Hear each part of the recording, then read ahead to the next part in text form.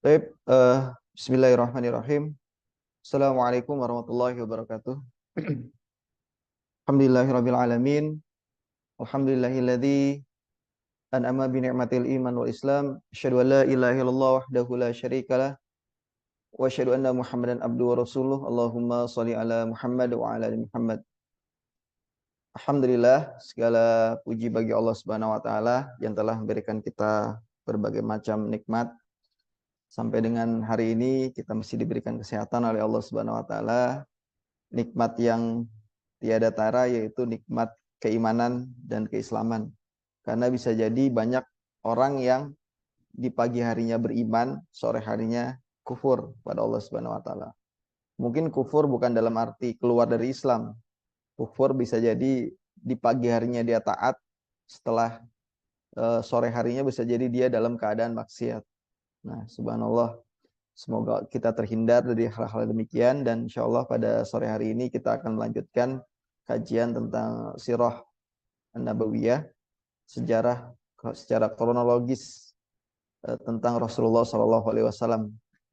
Terlebih lagi saat ini kita di bulan Rabiul Awal, bulan di mana Rasulullah SAW dilahirkan, dan juga Rasulullah juga mulai hijrah di bulan ini, dan termasuk juga bulan di mana Rasulullah SAW diwafatkan oleh Allah Subhanahu Wa Taala.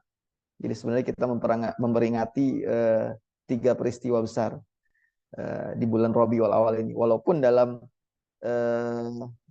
kaidah syar'i, bulan Rabiul Awal itu tidak termasuk dari bulan yang mulia atau bulan haram.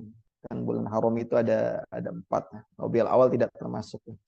Namun banyak orang memperingati dengan berbagai macam kegiatan. Ya, selama itu positif, tidak perlu kita tentang, ya, tidak perlu kita pertentangkan, dan juga tidak perlu menyebut hal-hal yang keburukan lah. Selama itu dalam kegiatan-kegiatan yang positif, terutama kajian-kajian, kemudian ceramah-ceramah tentang, terlebih lagi tentang Rasulullah SAW. Dan memang ini menjadi momen juga bagi kita semua di bulan Rabiul Awal ini, menjadi hal yang umat Islam itu seakan mengenal Rasulullah hanya di bulan Rabiul Awal gitu. Di luar itu ya mungkin kurang semangat gitu. Tapi ala kulli hal itu, ini sebuah kebaikan, patut kita syukuri. Banyak ceramah-ceramah. Saya mulai dari beberapa hari yang lalu di rumah itu banyak gitu, speaker-speaker masjid itu dikumandangkan ceramah-ceramah maulid tentang Rasulullah SAW. Dan juga saya beberapa, 1-2 kali mengisilah kajian tentang maulid gitu di beberapa sekolah. Dan ala kulli hal ini adalah sebuah kebaikan. Dan insya Allah umat Islam terutama di Indonesia semakin mengenal, semakin mencintai, semakin paham tentang Rasulullah SAW. Baik, sebelum kita mulai, marilah kita awali dengan membaca Al-Basmalah. Bismillahirrahmanirrahim. Kita sudah masuk ke kelas 26. Ya, lumayan ya, kalau dibilang jauh, belum jauh ya. Ini baru permulaan dakwah. Saya mengikuti sampai dengan sama Ustadz, ya, Ustadz Asep itu sampai sekitar 160-an episode ya. Ini baru kita episode yang ke-26. Insya Allah masih ada beberapa puluh episode lagi. Mudah-mudahan istiqomah dan juga mudah-mudahan tetap semangat.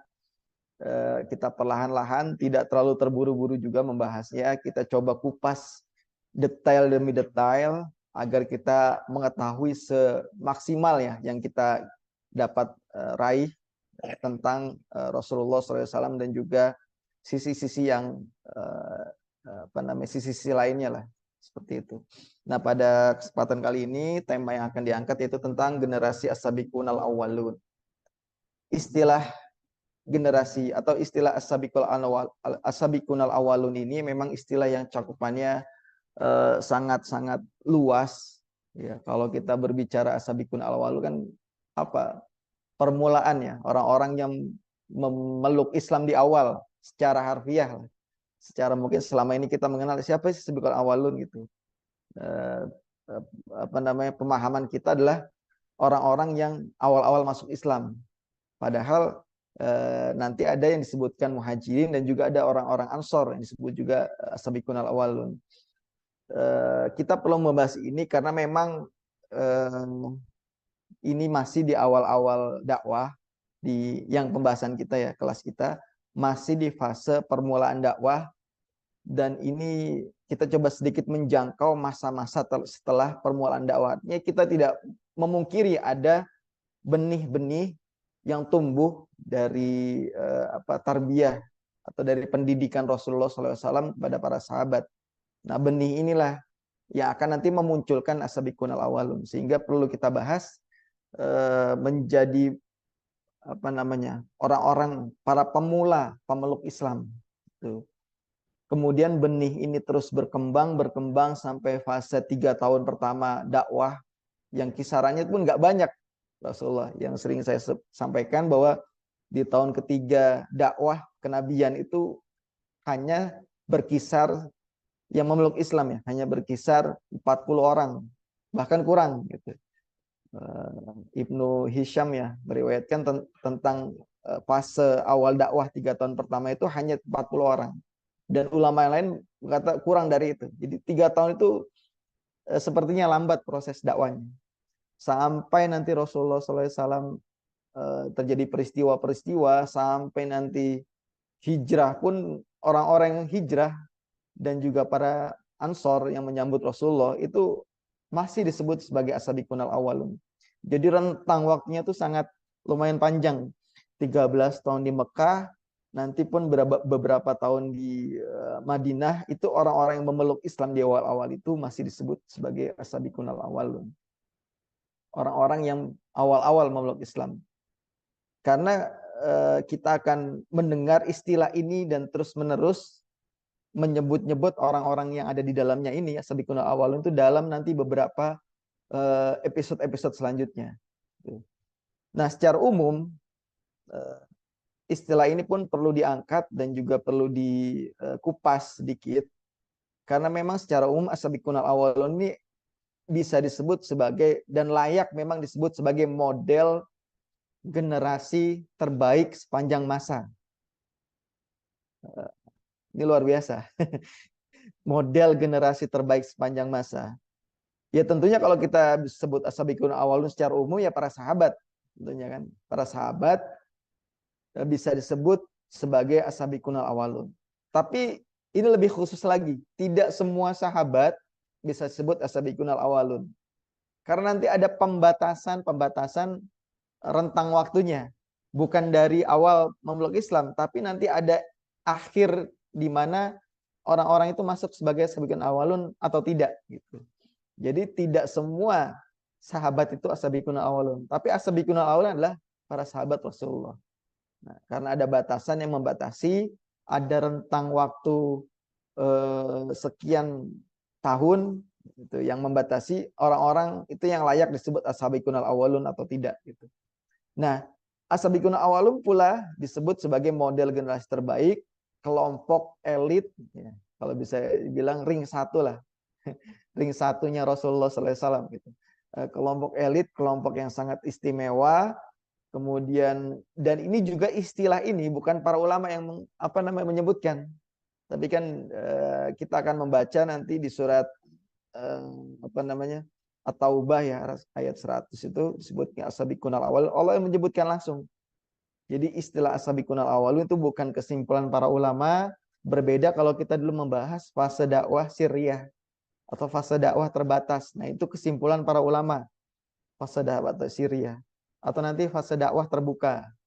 Nah, Rasulullah tidak menyebut itu. Kita sekarang saat ini fase dakwah sirriyah ya. Jadi dakwahnya gini. Enggak. Tapi itu istilah para ulama sirah menyebutkan itu. Namun as-sabiqun al-awwalun itu adalah istilah yang langsung disebutkan, diberikan oleh Allah Subhanahu wa taala dalam Al-Qur'an. Jadi bukan buatan para ulama atau bukan kira-kira atau bukan kesimpulan berdasarkan kejadian-kejadian tertentu. Nah, oke, kita sedikit membahas tentang surat At-Taubah ayat 100 yang memang di dalamnya disebutkan ada istilah as-sabiqun al-awwalun. A'udzubillahi minasyaitonirrajim. Was-sabiqunal awwaluna minal muhajirin wal ansar walladzina tabauhum bi ihsan radhiyallahu anhum wa radu'an wa'adda lahum jannatin tajri tahtahal anharu khalidina fiha abada. Zalikal fawzul azim. Dan orang-orang yang terdahulu lagi yang pertama-tama masuk Islam di antara orang-orang muhajirin dan ansor. Ini jelas disebutkan ada muhajirin, ada golongan orang-orang muhajirin dan golongan orang-orang ansor. Dan orang-orang yang mengikuti mereka dengan baik, dengan ihsan. Allah ridho pada mereka dan mereka pun ridho kepada Allah Subhanahu wa taala. Allah menyediakan bagi mereka surga-surga yang mengalir di bawahnya sungai-sungai. Mereka kekal di dalamnya selama-lamanya. Itulah kemenangan yang agung. Surat At-Taubah ayat 100. Nah, kita mulai dari Allah mengangkat ini dalam Al-Quran, was-sabiqunal awwalun. As-sabiqunal awwalun adalah istilah karena adanya batasan dan bukan istilah biasa. Artinya kalau kita mendengar istilah sahabat kan biasa gitu. Para sahabat ya orang-orang yang bertemu dengan bertemu dengan Rasulullah, kemudian beriman kepadanya, kemudian meninggal dalam keadaan muslim. Nah, itu kan disebut sahabat. Karena nanti ada orang-orang yang bertemu Rasulullah namun tidak beriman. Nah, tidak disebut sahabat kan. Abu Jahal itu kan tidak disebut sahabat kan. Kemudian Abu Lahab dan lain sebagainya. Mereka bertemu dengan Rasul, cuman nggak beriman, maka nggak disebut sahabat. Kemudian ada juga yang beriman di masa Rasulullah, namun tidak bertemu dengan Rasulullah. Gitu kan ada orang-orang seperti itu. Ya salah satunya siapa? Uwais Al-Qarni kan gitu. Ketika datang ke Mekah, beliau tidak bertemu dengan Rasulullah, kemudian pulang lagi gitu. Jadi nggak sempat bertatap muka dengan Rasulullah sehingga ya Uwais ini nggak disebut sahabat gitu, tapi disebut tabiin. Namun tabiinnya ada tabiin yang klasifikasi khusus ya, bukan tabiin yang hidup setelah zamannya Rasulullah gitu. Cuman ada kekhususan tersendiri. Ya, sehingga itulah istilah para sahabat. Nah, istilah as-sabiqunal awwal ini ada keistimewaan tersendiri. Karena nanti ada para sahabat yang tidak termasuk dalam as-sabiqunal awwalun. Kata as-sabiq sendiri apa sih? As-sabiq, sabik gitu. Sabaqah, sabaqah. Kita sering dengar musabaqah ya. Apa? Musabaqah tilawatil Quran MTQ di Indonesia banyak tuh. Di Lampung di mana-mana banyak. Istilah musabaqah itu kan istilah perlombaan ya. Sabik itu kan berlomba-lomba, unggul gitu. As-sabiqun. Namun as-sabiqun awal ini bukan orang-orang yang sedang berlomba gitu untuk mendapatkan predikat as-sabiqun awalun gitu, bukan. Namun walaupun tadi istilah sabik, istilah musabaqah, tilawah, musabaqah itu berlomba-lomba yang unggul, yang disebut as-sabiqun adalah orang yang unggul, kemudian dia pemula awal-awal, kemudian yang terdepan. Nah, itu disebut sabik. Generasi sahabat yang hidup di masa Nabi otomatis pemula kan dibandingkan para tabiin. Artinya ada Rasulullah nih, kemudian para sahabat gitu kan. Itu kan generasi pemula, semuanya awal-awal masuk Islam kan. Karena nggak ada sebelum mereka tuh yang masuk Islam gitu. Sampai nanti Rasulullah wafat. Nah, mereka para sahabat-sahabat ini disebut pemula, as-sabiq gitu kan, bisa disebut as-sabiq. Walaupun nanti ada pembatasan, para ulama nanti akan membatasi di mana orang-orang yang masuk as-sabiqul awalun, di mana yang hanya sampai levelnya sahabat gitu.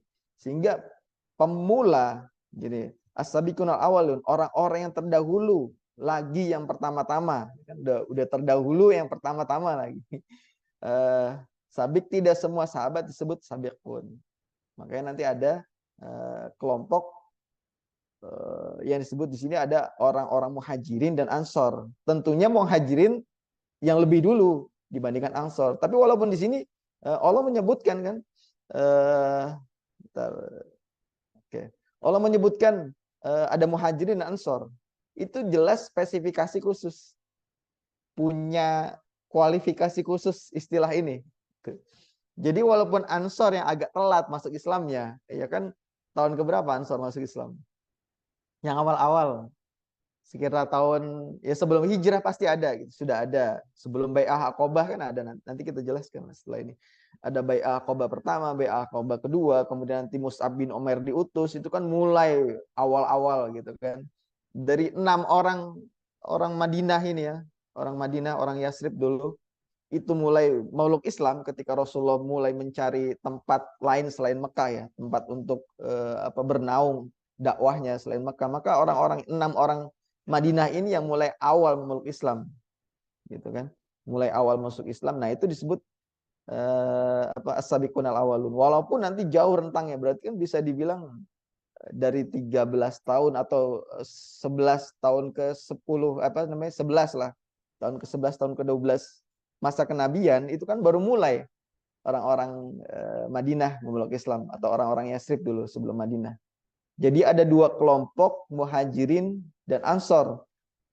Walaupun nanti walaupun ada perbedaan waktu, ya tentunya Muhajirin dihitung sejak hari pertama dakwah Rasulullah, ya Bunda Khadijah, kemudian Ali bin Abi Thalib, kemudian Zaid bin Harisah, Abu Bakar dan seterusnya yang beberapa kelas yang lalu sudah kita sampaikan ya. Awal-awal masuk Islam sampai nanti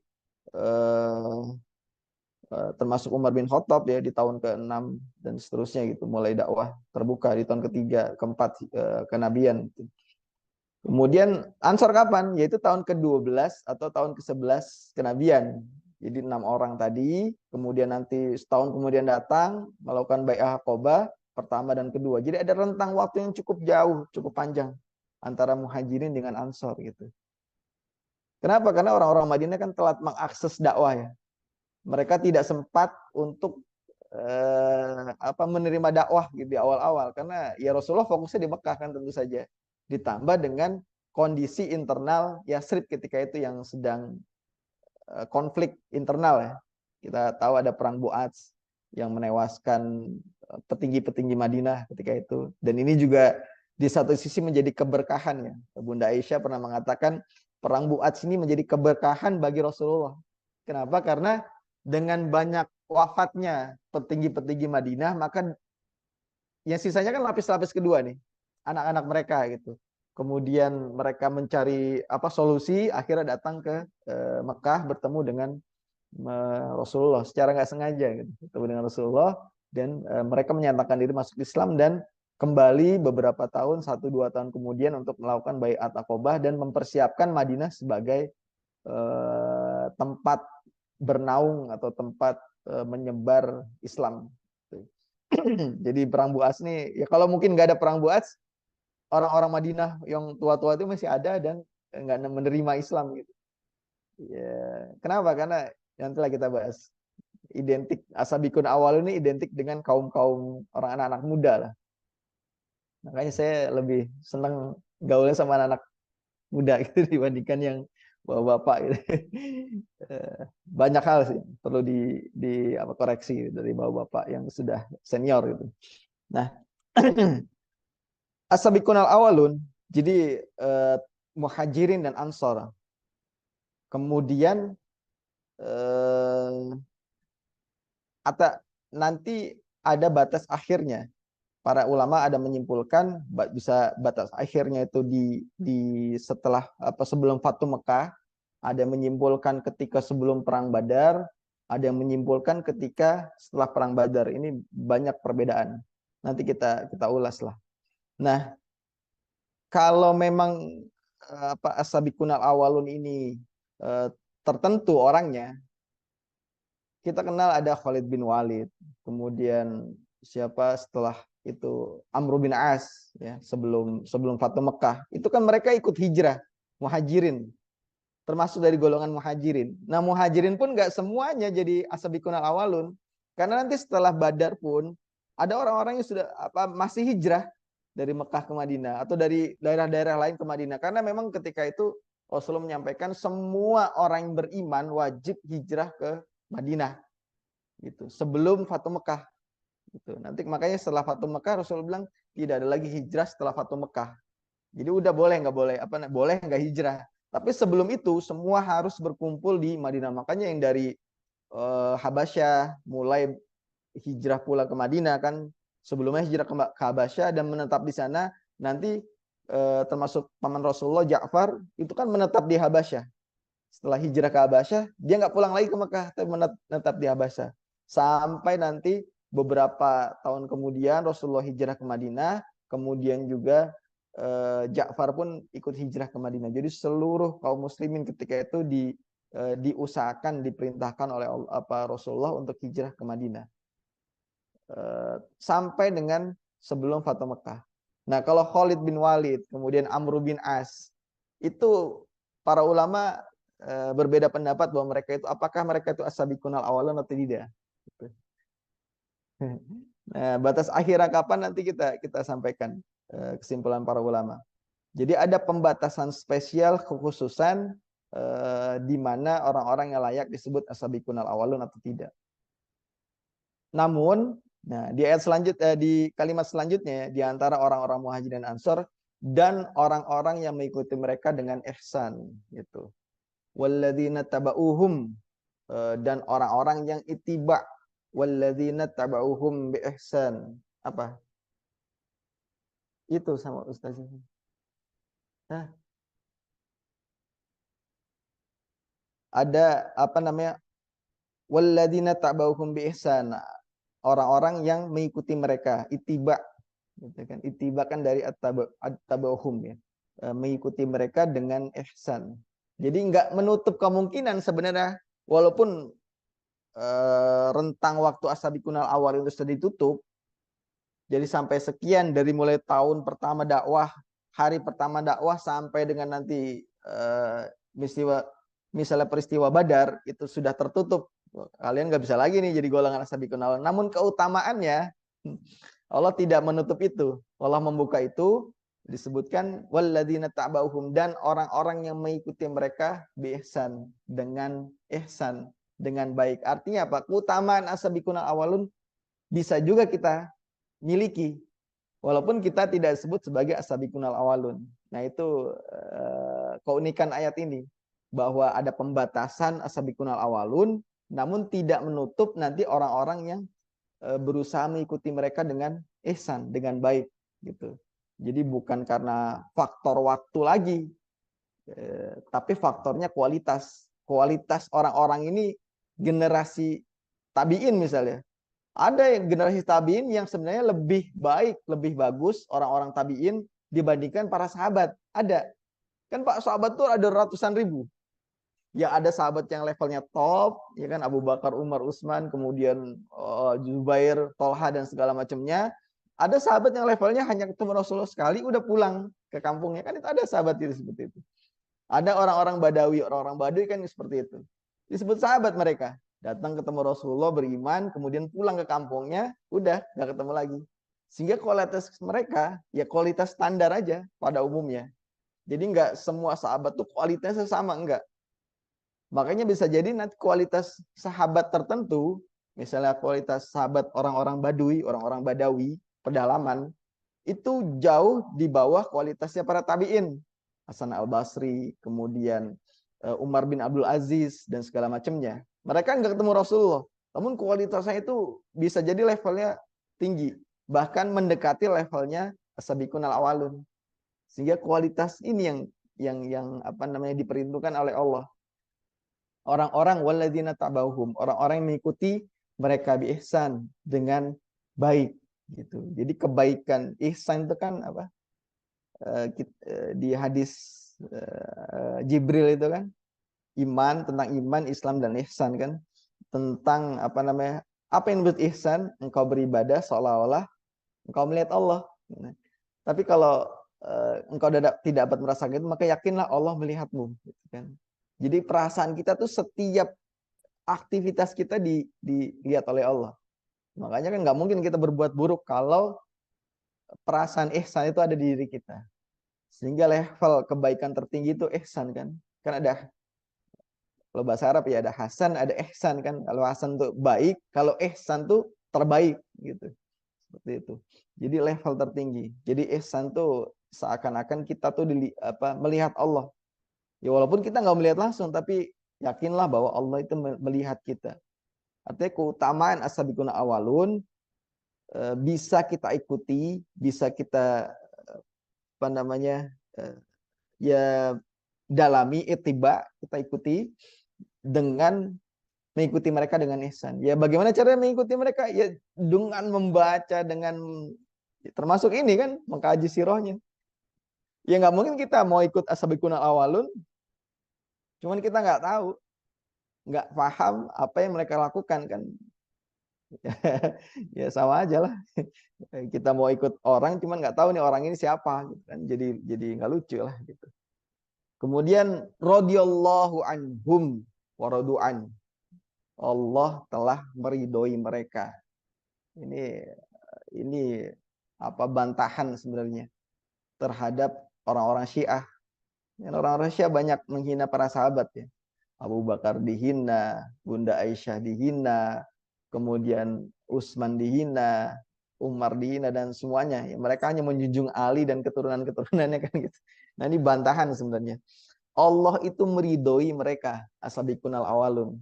Jadi ketika ayat ini turun, ini surat At-Taubah, surat Madaniyah, turun di Madinah di awal-awal gitu kan. Mereka masih hidup sampai berpuluh-puluh tahun kemudian. Ini as-sabiqunal awalan kan gitu. Ayat ini sudah turun, tapi yang wafat itu baru sebagian kecil. Ya mungkin Bunda Khadijah sudah wafat kan, di sebelum hijrah Bunda Khadijah sudah wafat. Yang lain tuh masih hidup. Abu Bakar, Utsman, Ali itu masih hidup semua. Gitu. Umar, Umar itu kan meninggal tahun berapa? Ingat ya? Umar bin Khattab. Jadi kan Abu Bakar khalifah, nanti meninggal digantikan Umar. Umar berapa tahun? Abu Bakar itu hanya memimpin sekitar 2 tahun. Ya. Jadi setelah Rasulullah wafat digantikan oleh Abu Bakar As-Siddiq radhiyallahu anhu. Kemudian hanya 2 tahun, 2 tahun 3 tahun meninggal, kemudian digantikan Umar bin Khattab radhiyallahu anhu. Iya, nanti. Sama Ustadz sana. Sama Ustadz minta pulang. Radhiyallahu anhu digantikan oleh Umar. Berapa Umar memimpin? 2 periode. Nah, 2 periode berapa? Kita 2 periode berapa? 10 tahun. Nah, Umar itu meninggal di tahun 13 setelah Rasulullah SAW wafat. Artinya 13 tahun setelah Rasulullah wafat, Umar meninggal. Utsman berapa Utsman? Utsman lebih lama lagi, 12 tahun memimpin tuh jadi khalifah. Luar biasa. Utsman itu 25 tahun meninggal setelah Rasulullah SAW. Ali lebih lama lagi, ada 30 tahunan. Ali meninggal. Ada lagi nanti siapa? Abdullah bin Umar, anaknya Umar bin Khattab. Itu kan sahabat juga. Disebut as-sabiqunal awalun dia. Karena ikut hijrah. Walaupun masih kecil usianya. Masih belasan tahun. Meninggalnya jauh gitu. 60 tahun setelah Rasulullah wafat. Artinya ayat ini turun. Mereka masih hidup. Dan mereka sudah diridhoi Allah SWT. Luar biasa. Masya Allah. Bayangkan kalau kita hidup. Kemudian apapun yang dikerjakan Allah ridho kepada kita. Ada sahabat pembantunya Rasulullah, siapa? Anas bin Malik. Usianya sangat-sangat panjang, itu bisa 100 tahunan lebih usianya. Beliau wafat 80 tahun setelah Rasulullah SAW meninggal.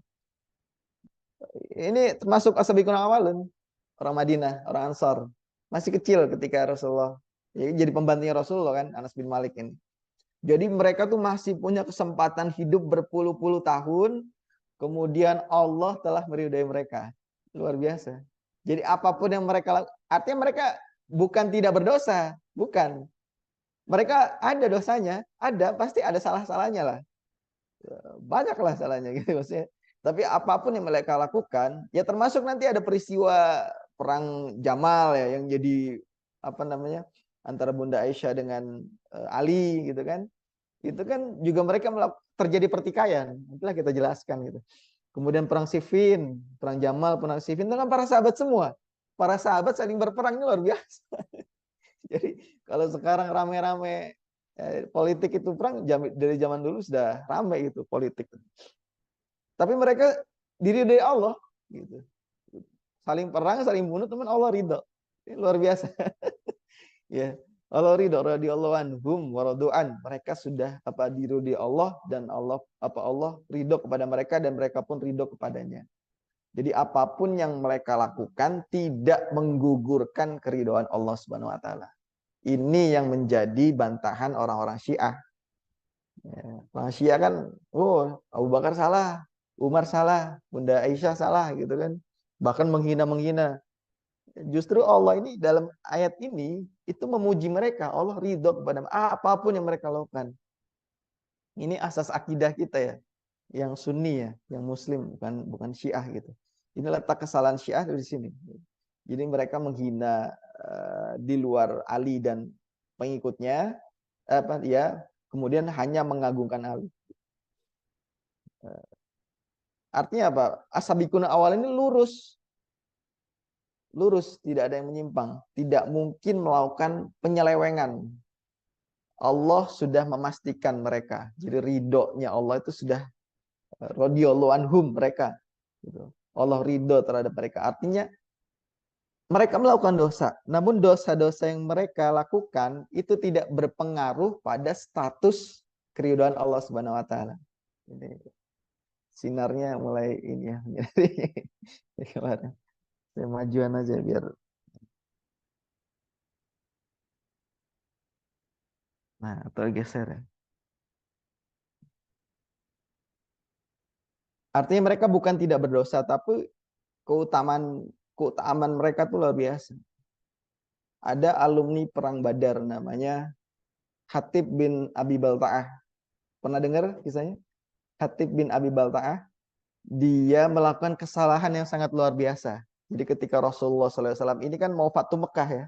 Jadi jauh setelah perang Badar. Nih Hatib nih ikut perang Badar. Termasuk dari alumni perang Badar. Tahu sendiri perang Badar ini kan perang yang sangat luar biasa. Perang pertama terbesar, perang besar pertama. Kemudian alumninya itu yang masih hidup itu diridhoi Allah Subhanahu wa taala. Nah, Hatib ini melakukan kesalahan ketika hendak Rasulullah akan menyerang Mekah. Ini kan dirahasiakan. Fatu Mekah ini dirahasiakan. Rasulullah tuh merahasiakan, hanya beberapa sahabat. Bahkan seingat saya Abu Bakar aja nggak tahu Rasulullah itu mau menyerang Mekah. Setelah perjanjian Hudaybiyah itu dilanggar, kemudian Rasulullah mengumpulkan pasukan, tapi nggak tahu nih mau kemana gitu. Entah mau ke Syam, entah mau ke ke timur sana, atau malah ke Najasyi gitu kan, ke Habasyah. Tapi ini dirahasiakan. Namun Hatib ini membocorkan dalam arti bukan ngasih tahu orang Mekah Rasulullah akan menyerang, bukan. Jadi Hatib ini kan dari keluarga yang dalam tanda kutip lemah kondisinya, artinya lemah posisinya di di antara klan-klan di Mekah ya. Hatib ini orang-orang termasuk dari keluarga yang lemah lah kedudukannya, lemah kedudukannya. Nah, keluarga itu masih ada di Mekah. Jadi nggak sempat ikut hijrah, atau bahkan bisa jadi belum masuk Muslim, bahkan belum masuk Islam ketika itu. Dia nitip surat sama kafilah dagang. Kafilah dagang, ada perempuan, dia titip surat di situ. Tulisannya hanya tolong jaga keluargaku, itu aja. Jadi dia nitip surat mau disampaikan ke petinggi atau orang-orang kuat di Mekah. Tolong jaga keluargaku, itu aja. Jadi nggak membocorkan Rasulullah akan perang atau Rasulullah akan menyerang gitu, enggak. Nah, ini diketahui oleh Jibril alaihissalam. Jibril mengetahui, gitu kan. Jibril mengetahui, kemudian langsung memberitahu Rasulullah. Rasulullah tuh mengutus bukan prajurit kecil-kecil, mengutus Ali dan Zubair untuk mengejar kafilah ini, bahwa di kafilah itu ada seorang wanita, di badan wanita itu ada sepucuk surat dari Hatib bin Abi Balta'ah yang memberitahukan bahwa Rasulullah akan ke Mekah, seperti itu. Kemudian digeledahlah wanita ini, ditemukan di jalan gitu kan, di antara kafilah itu sama Zubair dan Ali. Akhirnya diketahui dan benar ada surat itu. Namun surat itu menunjukkan hanya tulisan tolong keluargaku dijaga. Jadi nggak membocorkan sebenarnya, hanya bilang itu. Kemudian Hatib dipanggil, apa benar ini engkau perbuatanmu Hatib? Ya, Rasulullah di sidang terbuka lah Hatib ini. Akhirnya Hatib ini disidang, kemudian langsunglah tahu sendiri Umar kan, ya Rasulullah ini sudah parah ini. Dia membocorkan rahasia negara.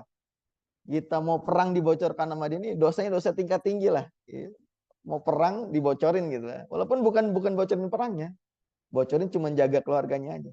Kejahatan tingkat tinggi Rasulullah. Biar saya memenggal lehernya, kata Umar gitu kan. Kemudian Hatib punya alasan kan, ya Rasulullah keluarga saya begini-begini gitu kan. Ya nggak ada yang melindungi nanti ketika engkau ke sana gitu. Gimana gitu kan. Ya akhirnya kalau apa namanya Rasulullah tidak menyalahkan Umar. Maksudnya apa? Ya memang layak dihukum mati, itu layak Hatib ini. Hatib bin Abi Balta'i layak dihukum mati karena membocorkan rahasia perang. Namun Rasulullah bilang, tunggu dulu ya wahai Umar. Mungkin Allah punya keputusan lain. Karena Hatib ini adalah termasuk dari alumni perang Badar. Kemudian Allah memberikan keputusannya bahwa apa namanya, berbuatlah wahai alumni perang Badar, wahai ashabul Badar, orang-orang yang lulus perang Badar, berbuatlah sesuka hatimu, Allah telah mengampuni dosamu. Nah, itu sangat luar biasa. Allah telah mengampuni, Allah telah meridhoi apapun yang engkau kerjakan. Karena nanti ada orang-orang yang alumni perang Badar, dia masih minum khamr, ada. Dan itu biasa gitu. Karena ini mereka termasuk as-sabiqun al-awwalun.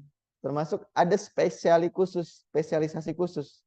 Karena dia sudah, artinya perbuatan dia di masa lalu lebih besar dibandingkan dosanya yang dilakukan di masa-masa yang setelahnya. Itu ada kekhususan tersendiri. Bahkan walau alam saya pernah dengar, atau ini sahih atau enggak gitu, ada juga yang berzina, ada gitu. Kalau ini itu diampuni oleh Allah Subhanahu wa taala. Insyaallah. Kecuali mungkin dosanya dia murtad. Allah Maha tahu lah. Karena Allah kan menguasai waktu. Bahwa orang ini akan murtad atau enggak itu kan. Tapi enggak. Sampai dengan sependek yang saya baca tidak sampai. Tapi ada yang mabuk, ada yang berzina, walau alam apakah memang ini sahih atau enggak gitu kisahnya.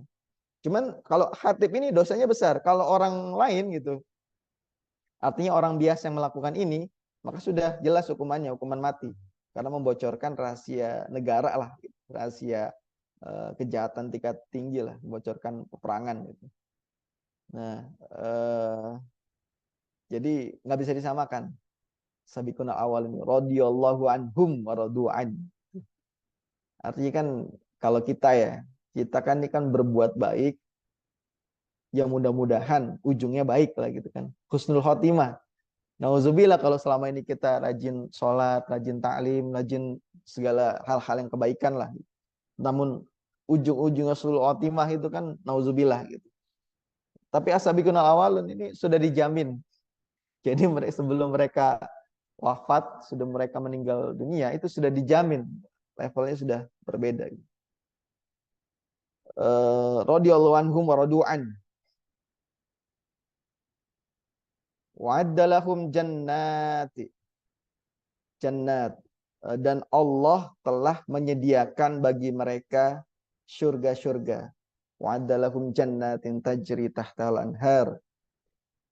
Allah telah menyiapkan jannat itu kan jamak ya. Surga-surga itu banyak. Ini kan terimanya surga-surga. Jadi bukan hanya satu surga. Kalau kita hari ini ya mengharap kafling ya di surga gitu. Satu kafling aja itu udah alhamdulillah gitu.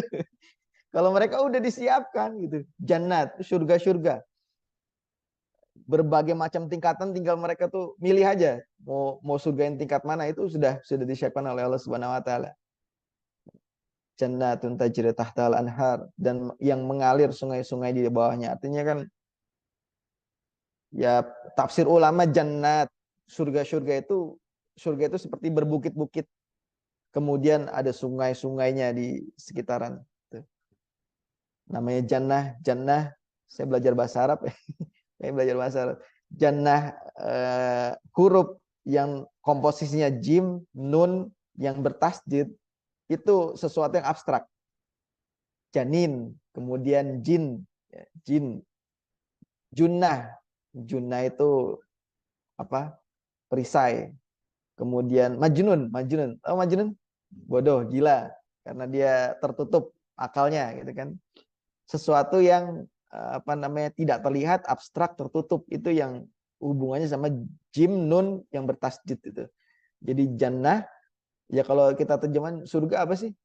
Antum tahu nggak surga itu? Bayangan surga apa? Hah? Terbayang. Nah, kalau kata para ulama, kalau surga itu masih terbayang di pikiran kita, seperti apa keindahan surga, nah itu bukan surga. Surga itu kalau kita masih terbayang, oh seperti ini indahnya. Misalnya kita ada di rumah yang di surga, apa? Pinggirnya gunung, sampingnya apa? Ada air terjun misalnya. Nah itu belum surga. Surga itu nggak terbayang keindahannya, tertutup. Makanya kan kebun itu kan bahasa Arabnya jannah ya. Jannah. Ya benar nggak? Setali. Ini bahasa Arab juga nih, tapi belum lulus. Ada pelajarannya tuh di Durus Sulugol. Ada kebun tuh, jannah ya. Eh, tidak terlihat, tertutup.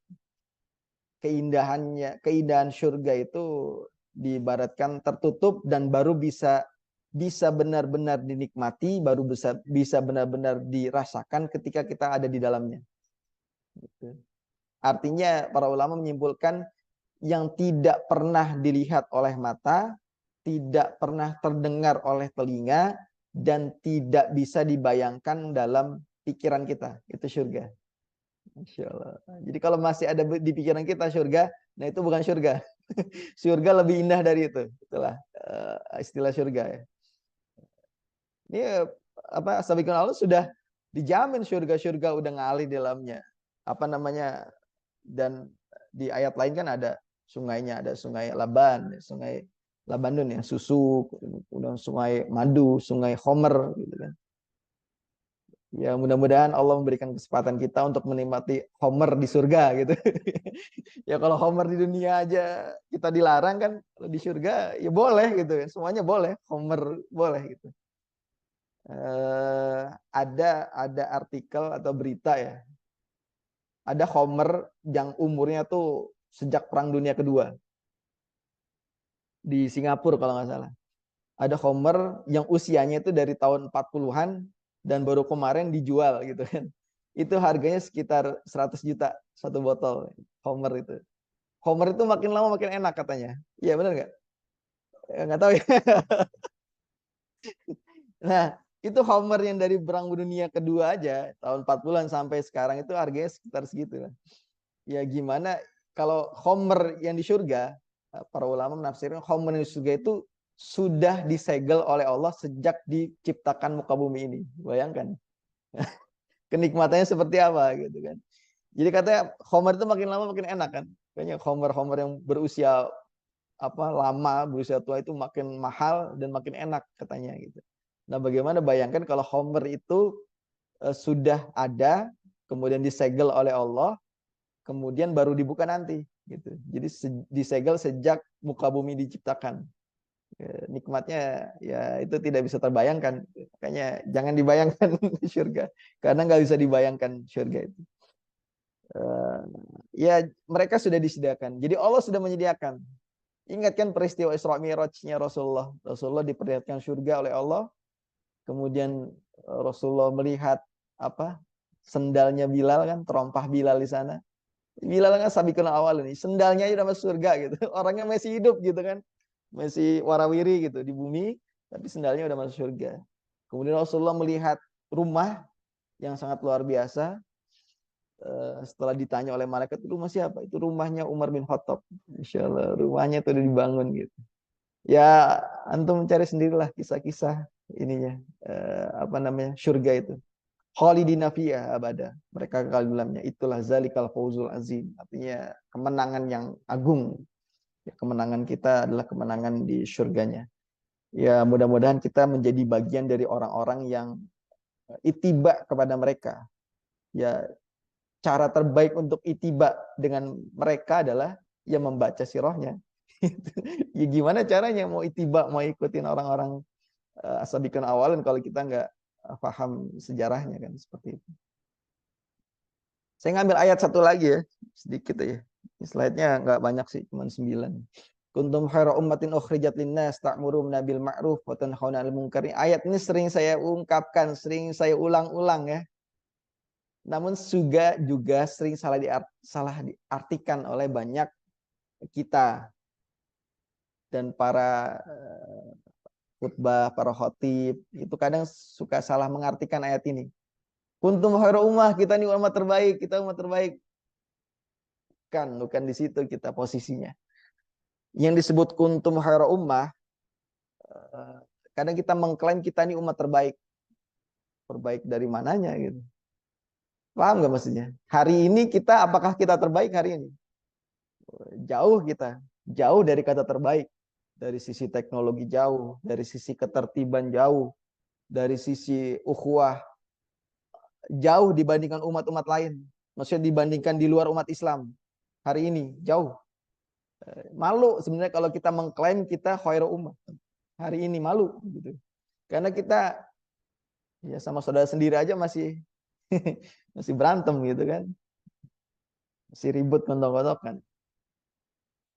Kuntum itu fi'il madi. Apa fi'il madi? Salih. Lampau ya. Kalau mudore kan sekarang dan yang akan datang kan, fi'il madi di kuntum. Allah tidak menyebutkan antum. Ini kata Umar ya. Saya mengambil bukan kata saya nih. Kuntum itu fi'il madi. Yang berlaku kamu adalah, yang disebut kamu di sini adalah as-sabiqun al-awwalun. Bukan antum.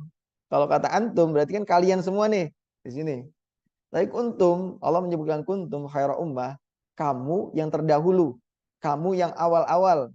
Khaira ummah adalah umat yang terbaik. Ta'muruna bil ma'ruf wa tanhauna 'anil munkar. Bayangkan kalau kita disebut sekarang disebut khaira ummah, kita khaira ummah. Apa kita yakin sudah paham mana yang ma'ruf dan mana yang munkar gitu? Kan ayatnya gini, kuntum khaira ummat ukhrijat linnas ta'muruna bil ma'ruf, menyuruh kepada ma'ruf. Hari ini kita sudah menyuruh yang ma'ruf itu sejauh mana? Dan definisi ma'ruf itu yang mana? Juga kadang suka terbolak-balik gitu. Oh ini ma'ruf, ini ma'ruf. Wa tanhauna 'anil munkar, dan mencegah kemungkaran. Yakin kita sudah mencegah kemungkaran. Nah, itu yang jadi bantahan ya. Kalau kita mengklaim hari ini disebut khairul ummah, itu perlu evaluasi lagi. Antara ma'ruf dan mungkar aja kadang suka terbolak-balik. Kadang kita merasa sudah berbuat maaf, ternyata hal yang kita perbuat tuh jauh dari kata ma'ruf gitu kan. Kadang gitu. Ya mudah-mudahan introspeksi lah buat kita semua gitu.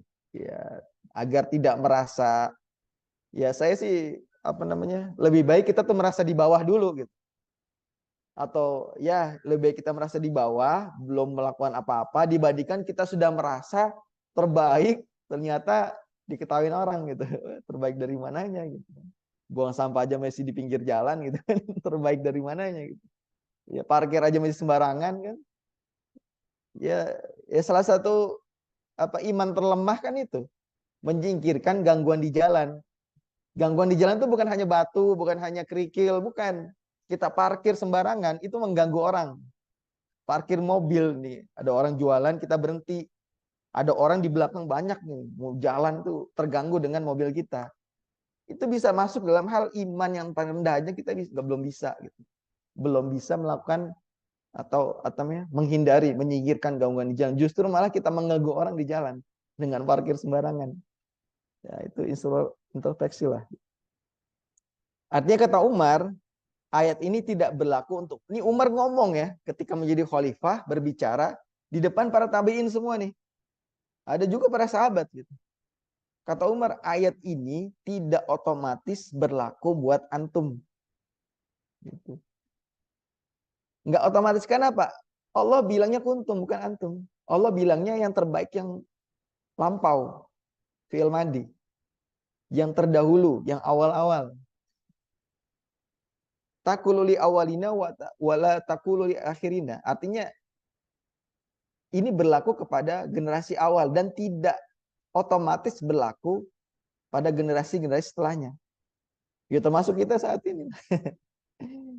Namun kata Umar, jika kalian ingin menjadi khairu ummah, maka ikutilah jejak para mereka. Ikutilah mereka-mereka ini yang terdahulu, awalunnya ini. Ikutilah asabikunal awalun. Agar kalian berusaha menjadi khairu ummah. Gitu. Kadang kita pengen disebut khairu ummah, baca syirah aja nggak selesai gitu kan. Para sahabat Rasul aja nggak hafal gitu. Nama-namanya aja nggak hafal. Misalnya disebut 10 sahabat Rasulullah dijamin ke surga aja, bisa terbolak-balik tuh. Ada yang masukin Khalid, ada yang masukin Bilal di situ. Saya kemarin maulid gitu Kak sama anak-anak. Coba sebutkan 10 sahabat Rasulullah yang dijamin ke surga dalam satu hadis. Katanya cinta Rasul, sahabat-sahabatnya nggak kenal gitu. Nah, itu gimana kita menjadi khairul ummah kalau kita tidak bisa mengikuti kuntumnya tadi, orang-orang yang terdahulu. Nah, PR-nya tuh di sini gitu. Mengikuti jejak dengan mengetahui tentang mereka itu yang perlu kita ketahui.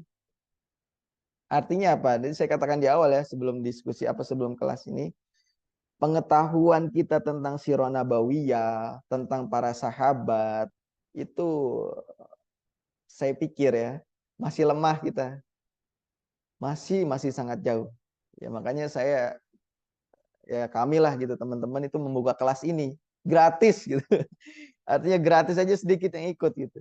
Agar apa? Agar kita tuh mau itiba wattabi'uhum, mengikuti jejak mereka agar kita bisa minimal frekuensi kualitasnya tuh sama dengan mereka, asabikunal awalun.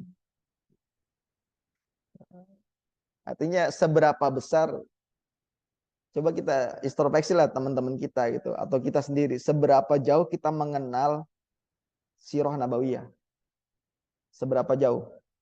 Seberapa panjang kita mengenal para sahabat asabikunal awalun, seberapa jauh? Kadang kita sudah warawiri, kayaknya udah kemana-mana gitu, dakwah sini ke sana sini, udah hebat gitu.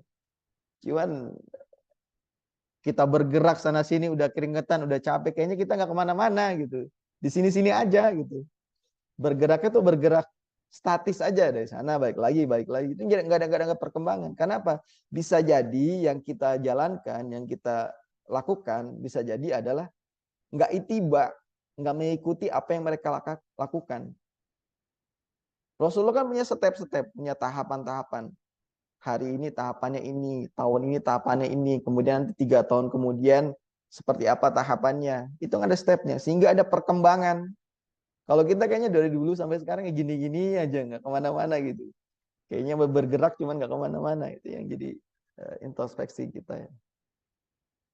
Artinya kita jangan berharap menjadi khairu ummah kalau pengetahuan kita tentang sirah Rasulullah dan para sahabat tuh sangat-sangat jauh dan sangat-sangat sedikit. Ya jadi utopia aja, khairu ummah tuh kayaknya iya cuman enggak gitu. Ya inilah introspeksi lah. Lebih baik kita ngaku kecil, ngaku ngaku nggak tahu apa-apa dibandingkan kita sudah kemana-mana cuman nggak kemana-mana. Oke, ini definisi para ulama. Sya'bi mengatakan as-sabiqunal awalun itu para sahabat Nabi yang memeluk Islam sampai peristiwa Bai'ah Ridwan, artinya sampai perjanjian Hudaybiyah. Karena nanti ada peristiwa Bai'ah Ridwan di perjanjian Hudaybiyah dan siap menerima membela Rasulullah di perjanjian Hudaybiyah. Namun ini tidak populer pernyataan ini. Ini tahun ke-6 Hijriah ya, artinya 19 tahun setelah dakwah Rasulullah. Nah, pernyataan yang populer yang yang sahih dan menurut kami juga bisa dikuatkan itu pernyataan dari ada beberapa ulama ya, Said bin Musayyib, Ibnu Sirin, Hasan Al-Basri, Qatadah, ini jawara-jawaranya tabi'in ya. Ada yang tahu nama-nama ini nggak? Jangan-jangan ada ya? Mudah-mudahan ada ya. Ini para perawi hadis juga, Qatadah sering disebutkan di riwayat-riwayat hadis. Ibnu Sirin, Hasan Al-Basri pasti udah familiar ya.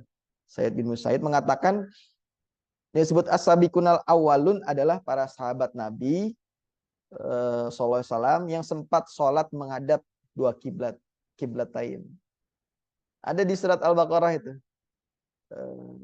tentang peralihan kiblat dan itu terjadi beberapa saat sebelum peristiwa perang Badar. Artinya kisaran tahun 2 ya. Perang Badar kan tahun 2 Hijriah. Ya 1,5 tahun sebelum itulah. Apa namanya?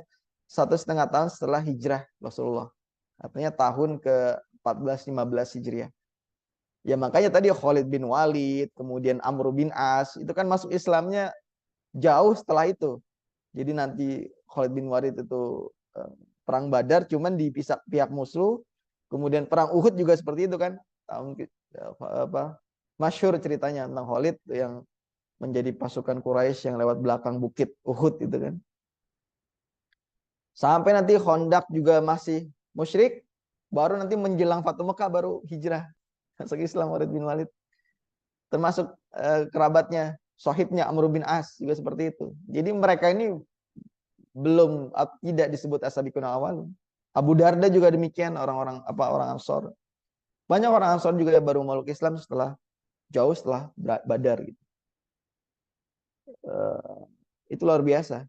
Makanya pernah ada perselisihan antara Khalid bin Walid dengan Abdurrahman bin Auf. Itu pernah berantem lah ya, namanya sahabat. Antum juga pernah lah, ya kan? Pastilah. Namanya sahabat gitu berantem, berselisih. Sampai nanti ribut-ribut-ribut, Khalid bin Walid itu mencaci Abdurrahman bin Auf. Ya menghina lah gitu. Kemudian Abdurrahman bin Auf itu mengadu kepada Rasulullah.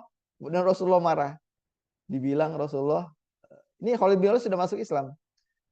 Rasulullah bilang, jangan mencaci sahabatku. Itu karena apa? Ya dua-duanya sahabat kan. Khalid bin Walid sahabat, Abdurrahman bin Auf sahabat. Tapi Rasulullah bilang, jangan mencaci sahabatku. Kemudian lanjutkan, seandainya kalian menginfakkan emas seberat Bukit Uhud, ada yang pernah infak emas? Ada di sini. Beli emas aja enggak ya? Gimana? Seandainya kalian menginfakkan emas setiap sedekah emas gitu sebesar Bukit Uhud, itu tidak bisa disetarakan dengan infaknya sahabatku, walaupun mereka infak sebesar genggaman tangan mereka. Tapi Rasulullah nggak disebut nih genggaman tangannya ini emas apa bukan. Bisa jadi beras, bisa jadi kurma gitu kan, nggak disebut emas. Jadi nggak sebanding. Kalau antum menginfakkan emas, Bukit Uhud, tahu Bukit Uhud ya? Adalah di internet ada. Itu emas semua diinfakkan, itu nggak sebanding, nggak ada apa-apanya dibandingkan infaknya para sahabatku ini, as-sabiqun al-awwalun ini ya. Walaupun mereka segenggam tangan, bahkan setengahnya. Nggak tahu segenggam tangan ini nggak disebutkan emas soalnya. Bisa jadi kurma, bisa jadi apa cabai gitu. Kalau di cabai di sana apapun lah gitu. Jadi luar biasa keutamaan mereka. Nah ini data ya, dibacalah nanti. As-sabiqun al-awwalun dari kalangan muhajirin, orang-orang Quraisy. Karena nanti ada orang di luar Quraisy yang disebut as-sabiqun al-awwalun. Ini contoh ya, jadi bukan semuanya. Ini contoh-contohnya. Dari Bani Asad ada Khadijah binti Khuwailid, ada Zubair bin Awam. Dari Bani Hashim ada Ali, ada Ja'far bin Abi Thalib, ada Hamzah, ada Ubaidah bin Haris. Dari Bani Taim. Ya mudah-mudahan antum bisa hafal nih nama-nama ini dan bani-baninya. Karena nanti ada hubungannya. Jadi dulu waktu kita bahas Quraisy di awal-awal, itu kan Quraisy terdiri dari klan-klan, bani-bani. Jadi tidak ada kepemimpinan mutlak di Quraisy. Jadi nggak ada istilahnya presiden atau khilafah atau raja Quraisy, itu nggak ada. Mereka tuh kepemimpinannya kolektif dari masing-masing bani, siapa ketua-ketuanya, nanti ada di Darun Nadwah, parlemennya Quraisy. Itu tempat kumpulnya orang-orang petinggi-petinggi dari bani-bani ini. Ini lihat nama-nama mereka lah. Antum cermati baik-baik, nama-nama ini akan sering muncul nanti. Dari Bani Taim, Abu Bakar, As-Siddiq, Tolha bin Ubaidillah, Asma binti Abu Bakar. Dari Bani Abdus Syams, ada Utsman bin Affan, Abu Zaifah bin Utbah, Ummu Habibah binti Abu Sofyan. Abu Sofyan siapa? Musuhnya Rasulullah. Ya. Sebelum masuk Islam, nanti petinggi Khalid bin Sa'id bin Al-As, keponakannya Amr bin Al-As, Amr bin As. Amr bin Asnya belum masuk Islam, tapi keponakannya sudah masuk Islam. Bani Zuhrah, Abdurrahman bin Auf, ada Sa'ad bin Abu Waqqas, Ya, Abdurrahman bin Auf luar biasa. Kisahnya Abdurrahman bin Auf tuh dia pernah ngebayarin utang seluruh Bani Zuhroh. Jadi kalau satu bani itu satu RW kalau lebih ya, satu RW lah kisaran. Jadi ada utang nih satu RW dibayarin semua ada sama Abdurrahman bin Auf. Enak ya kalau punya keluarga ini. Dari Abdul Dar ada Mus'ab bin Umair termasuk di Al-Mahzumi sebenarnya. Mus'ab bin Umair. Dari Bani Makhzum ada Abu Salama, Ummu Salama, Al-Arqam bin Abil Arqam kemarin kita bahas ya. Bani Makhzum itu satu bani dengan Abu Jahal. Abu Jahal dari Bani Makhzum. Dari Bani Adi, bani yang lebih rendah. Kalau Bani peti-petinya itu sebenarnya Bani Makhzum, Bani Hashim, Bani Asad. Gitu. Kalau Bani Taim, Bani Adi itu di bawah mereka. Bani Jumah itu tinggi. Bani Adi ini ada Said bin Zaid, termasuk 10 sahabat Rasulullah jamin ke surga. Atika binti Zaid, Zaid bin Khattab, sebelum nantinya kemudian Umar bin Khattab masuk di situ. Ada peristiwa masuknya Umar bin Khattab itu kan memukul Atika. Apa memukul istrinya Zaid. Kemudian Bani Jumah, ada Utsman bin Maz'un, ada Qudamah bin Maz'un, dari Bani Saham ada Qunais bin Huzafah dan lain-lain sebagainya. Ini contoh-contoh saja ya. Nama-nama ini akan terus terungkap, terus keluar. Sebenarnya dari awal kita sudah ungkapkan di bani-bani ini. Dari Quraisy, dari bukan Quraisy, luar Quraisy. Ada Abdullah bin Mas'ud dari Huzail. Huzail itu bagian dari Arab, Jazirah Arab ya, cuma di luar Quraisy. Ada Zaid bin Harisah, pembantunya Rasulullah. Itu dia dari Bani Kalb di Syams. Cuman tinggal di Mekah. Ada Ammar bin Yasir ya, yang keluarga Yasir, Sumayyah ya, yang pertama syahid, kemudian disusul oleh suami Yasir, ini Ammarnya, Ammar bin Yasir. Dia itu bermukim di Bani Makhzum sebenarnya. Tapi sukunya bukan suku Quraisy, suku Manzil. Dari Utbah bin Ghazwan dari Mazin, Abu Musa al-Asy'ari dari Asy'ari, dari Yaman. Ada Tufail bin Amr, ada Abu Zar al-Ghifar dari Ghifar ya. Sekarang kita suka pakai nama Al-Ghifari, kemudian Al-Asy'ari gitu. Rumahnya di Kaliawi ngomongnya Al-Ghifari. Ghifar itu wilayah, tempat ya. Lucu kira orang-orang Indonesia tuh suka pakai nama tuh lucu. Al-Ghifari, Al-Asy'ari, apalagi itu. Yang wilayah-wilayah di Arab sana, padahal rumahnya mah di Serang di mana itu. Ada Amr bin Abasah, ada Amir bin Rabi'ah dari Anas, ada Suaib an-Rubi. Suaib an-Rubi terkenal juga dari Bani Namir. Cuman dia pernah tinggal di Romawi, makanya disebut Suaib ar-Rumi. Ar-Rumi itu dari Romawi.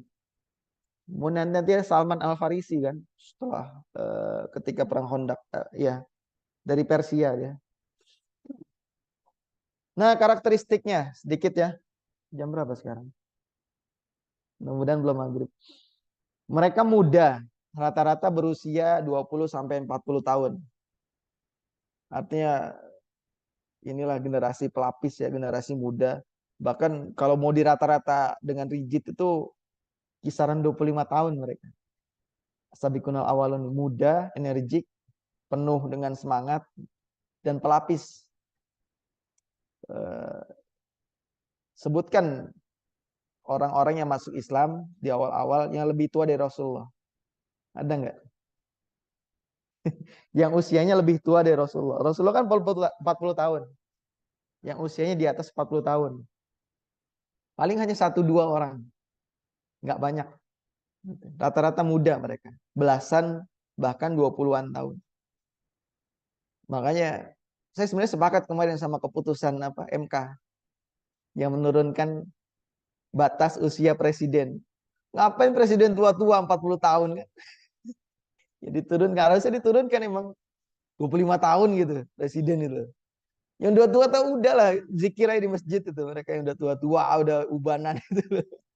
Ada yang ubanan ya calon presiden. Ya pokoknya yang udah tua-tua lah, ngapain juga ngurusin ini.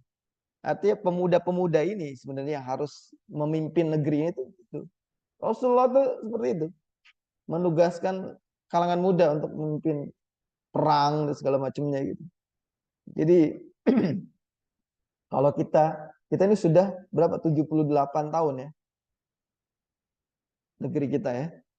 Yang menyelesaikan urusan negara ini menteri kita berapa? Rata-rata usianya berapa? 50 tahun, 60 tahun gitu kan. Ada yang sudah 80 tahun itu masih aja mau jadi presiden gitu. Nggak puas sama hidupnya. Udahlah mereka tuh ngurus cucu aja di rumah gitu. Kasihan sama yang muda-muda ini gitu. Ya saya nggak mendukung salah satu capres yang enggak gitu. Maksudnya yang muda yang harusnya diberi kesempatan gitu loh. Jangan yang sudah tua-tua udah ya inilah udah banyak makan kehidupan tuh harusnya udah jadi penasehat aja gitu. Tinggal duduk gitu. Artinya Pak Rasulullah SAW ini ngomongin sirah ya, ngomongin presiden. Rasulullah ketika membangun negara, membangun kekuatan Islam itu dihimpun dari generasi pelapis. Tadi orang-orang tadi loh, antum lihatlah, mereka itu sebenarnya tidak punya kepemimpinan di baninya masing-masing. Namun generasi pelapis, generasi kedua mereka. Jadi ketika membangun awal-awal benih peradaban gitu kan di masa-masa Mekah gitu. Mereka Rasulullah itu menghimpun generasi muda. Walaupun nanti selama 13 tahun belum menghasilkan apa-apa. Dan nggak menghasilkan apa-apa di Mekah itu. Baru setelah hijrah 2 tahun kemudian baru mulai jeder aja kan. Dan itu baru disadari oleh Mekah. Baru disadari oleh Quraisy ketika hijrah. Jadi ketika hijrah mereka sudah usia 30 tahun, sudah matang, sudah siap gitu. Jadi Rasulullah itu semacam menyulap Madinah gitu kan. Dalam kurun waktu 10 tahun dakwah di Madinah itu disulap oleh Rasulullah dengan modal generasi muda ini. Dan enak kan, nggak kehabisan napas mereka. Walaupun takdir ya, kita nggak berbicara takdir, tapi kita berbicara usia produktif. Nggak kehabisan napas, artinya ada yang aktif sampai dengan nanti usia lanjut. Walaupun nggak jadi panglima. Antum tahu Abu Ayyub Al-Ansari yang rumahnya itu ditinggali oleh Rasulullah selama pembangunan Masjid Nabawi, itu kan nanti dia ikut perang di masa Yazid bin Muawiyah, di masa khalifahnya Bani Umayyah. Itu kan sudah melewati berapa periode tuh? Dari Rasulullah, Abu Bakar, Umar, Utsman, Ali, Muawiyah. Berapa presiden ya Abu Ayyub? Kalau itu masih ikut perang. Bayangkan, itu masih ikut perang di bawah pasukannya Yazid bin Muawiyah. Membebaskan Konstantinopel. Walaupun nanti wafat di sana. Dan nanti dipindahkan oleh Muhammad Al-Fatih ketika Konstantinopel benar-benar ditaklukkan. Dan dibangunkan masjid di sana. Dan saya pernah sholat di sana. Di masjidnya Abu Ayyub Al-Ansari. Di Istanbul. Jadi mereka menyerahkan urusan-urusan panglima perang, kemudian militer itu ke tabiin. Ya mereka para sahabatnya masih ikut berperang, cuma jadi prajurit aja. Jadi luar biasa gitu. Ya, udahlah kasihlah generasi muda gitu, pemimpinan gitu. Kemudian yang kedua, generasi kedua atau pelapis atau kelas menengah. Nah, ini yang kadang kita sering salah menafsirkan ya, bahwa pemeluk Islam di masa Mekah itu dari kalangan budak, dari kalangan orang-orang lemah.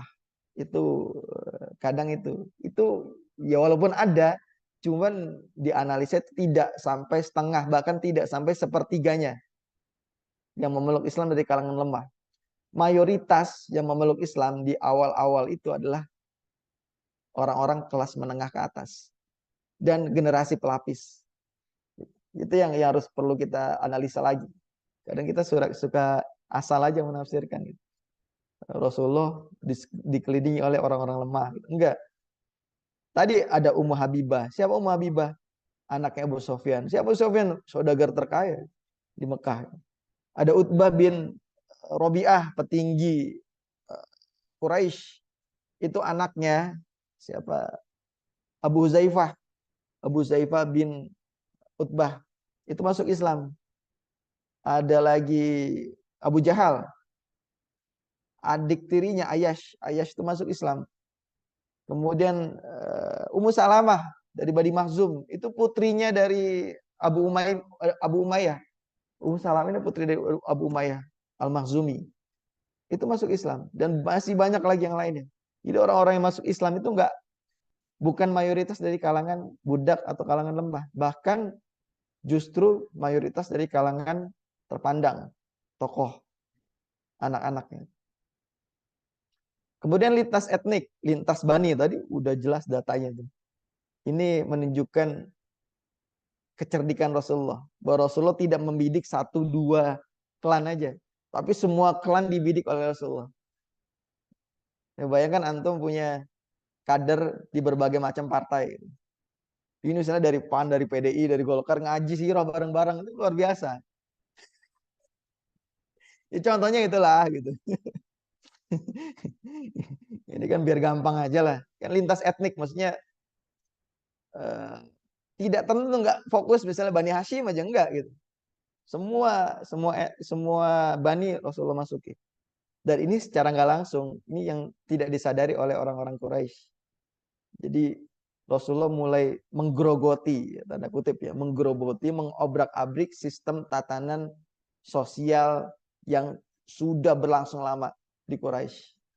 Dan nanti membangun entitas baru dari orang-orang ini, ya. Nanti tunggu dulu. Dari orang-orang ini membangun entitas baru, yaitu umat muslim. Jadi mereka baru sadar setelah nanti tahun ke-6 dakwah. Mulai diboikot dan segala macam. Kemudian apa? Haus perubahan. Tergambar dari dialognya Ja'far ya, ketika berdebat dengan Amr bin As di depan Raja Najasyi. Ja'far itu bilang, kami lebih rela dilemparkan ke dalam kobaran api yang membakar dibandingkan kami harus kembali menjadi orang-orang jahiliyah. Kemudian maghrib ya, nggak selesai nih. Mudah-mudahan selesai. Kemudian visioner. Visioner artinya pecinta ilmu. Pecinta ilmu artinya aktivitas mereka itu penuh dengan ilmu. Penuh dengan ilmu. Darul Arqam, kemudian nanti ketika hijrah ke Madinah ada Ahlus Sufah. Kemudian juga ada, mereka gila ilmu semua. Kalau sekarang kan kita maunya gerak cuman gak mau nyari ilmu ya. Maunya kemana, cuman mau taklimnya susah gitu, males gitu. Mereka enggak. Umar bin Khattab itu nitip sama tetangganya. Kalau umatnya itu pergi dagang, tetangganya suruh nggak boleh kemana-mana, ikut Rasulullah. Nanti tolong sampaikan apa yang dikatakan oleh Rasulullah di majelis ilmu. Begitu juga nanti kalau tetangganya pergi, maka Umar yang harus stay. Nanti tinggal mereka saling diskusi apa yang sebenarnya disampaikan oleh Rasulullah. Jadi nggak mau dia ketinggalan ilmu. Dan itu para sahabat itu haus ilmu, pecinta ilmu semua. Visioner, punya target yang sangat luar biasa, sibuk dengan persoalan-persoalan besar di masyarakat. Artinya sibuk dengan isu-isu besar. Kalau kita sekarang yang lagi viral lah, nah itulah kualitas kita. Itu yang apa yang lagi viral? Bercanda. Yang lagi viral sekarang lah gitu. Kualitas kita, masyarakat kita sampai itu. Cuman kalau yang lagi viral itu tentang, ya misalnya antum ke pasar, ibu-ibu yang jualan itu ngomongin siroh, seru kan? Ibu-ibu jualan di warung, di pasar, ngomongin, kemarin gimana Rasulullah gini-gini, sampai di mana bahasannya, luar biasa kan? Kalau sampai pasar ngomongin artis Korea, itulah kualitas kita. Ngomonginnya apa, ya itulah kualitas masyarakat. Visionernya kurang jauh. 6 peradaban dunia itu dilumat oleh para sahabat Rasulullah. Cina, Mesir, India, Romawi, Persia. Satu lagi Afrika, dilumat oleh Rasulullah dan para sahabat. Di tengah keterbatasan mereka. Ini karakteristik Sadikul. Mapan dan matang di usia muda. Mampu mengoptimalkan potensi diri dan mengambil peran penting dalam bidang masing-masing. Zaid bin Sabit, itu masih muda ketika menjadi sekretaris Rasulullah. Menguasai 6 bahasa asing di usia 13 tahun. Di sana toilet sama Ustadznya. Sama Ustadz Nur. Dan lain sebagainya lah. Banyak lah. Terakhir ya. Ini aspek strategis ini dari tadi ya. Sirah Nabawiyah Dr. Akram Dia Al-Umari. Sudah terjemahannya nih. Sirah Nabawiyah Sahihai. Atau kalau terjemahannya itu ya Sirah Nabawiyah Sahih Sirah Nabawiyah. Itu ditulis oleh Akram Dia Al-Umari mengatakan selama periode Mekah Islam telah menyebar ke seluruh klan Quraisy secara seimbang. Artinya nggak ada yang dominan. Tidak ada satupun klan yang berperan terlalu dominan. Dalam mengemban dakwah baru ini merupakan fenomena yang sepenuhnya berbeda dengan karakter kabilah yang ada saat itu. Meski Islam kehilangan peluang untuk memanfaatkan sistem kabilah dan fanatismenya untuk melindungi dakwah dan penyebarannya, tapi di saat yang sama klan-klan Mekah tidak menghabisinya dengan alasan menguntungkan klan tertentu dan menjadikannya lebih unggul ketimbang klan lain. Artinya apa? Bani Hashim itu nggak dihabisi. Kenapa? Karena Islam itu udah menyebar di mana-mana. Bahkan nggak dominan juga Bani Hashim itu. Yang masuk Islam dari Bani Hashim itu nggak banyak juga. Bahkan banyak, bisa jadi banyak dari Banu Abdus Syams kayaknya. Gitu.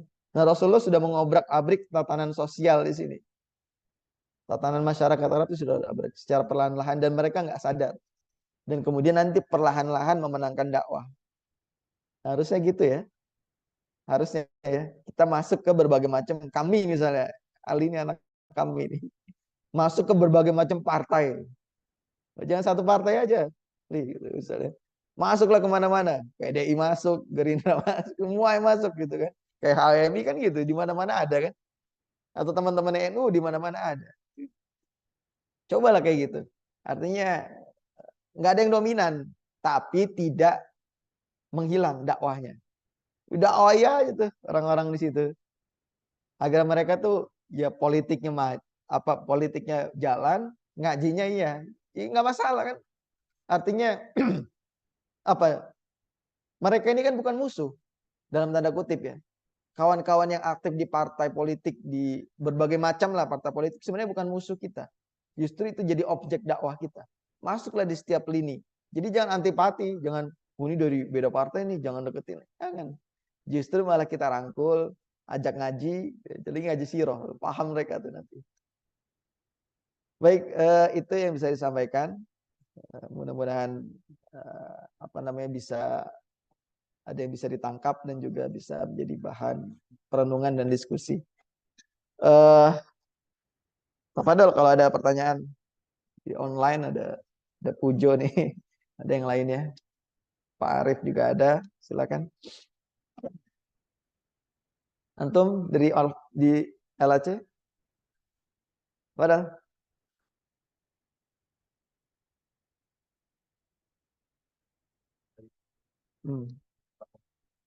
Kan berbicara menambahkan bahwa yang dimaksud percaya umat tadi kan bukan pribadi. Ya. Artinya lampau. Orang-orang yang kalau lampau artinya nggak ada sekarang. Ya. Tadi kan disebut juga kalau secara tekstual di ayat ini kan yang disebut percaya umat itu kan alam makhluk dan juga habis itu beriman kepada Allah. Iya. Nah, maksud saya kalau memang iman itu bentuknya keiman, artinya orang-orang hanya di terdahulu yang bisa dijumpai umat. Kalau kita baca ayat itu artinya potensi iman itu sebenarnya bisa itu untuk kita juga ya, bukan hanya buat orang lain. Kalau kita beramal ma'ruf nahi munkar menjadi kepada orang. Ya bisa. Bisa, tapi syarat dan ketentuannya berlaku. Kan Rasulullah bilang, khairun nasi qarni, summal ladzina yalunahum, summal ladzina yalunahum. Sebaik-baik generasi adalah di generasiku. Itu sebaik-baik generasi kan. Artinya apa? Khairul ummah itu kan generasi yang terbaik. Umat yang terbaik. Kalau mau disebut tentang Artinya jadi nggak ada lagi yang lebih baik dibandingkan generasi Rasulullah dan para sahabat.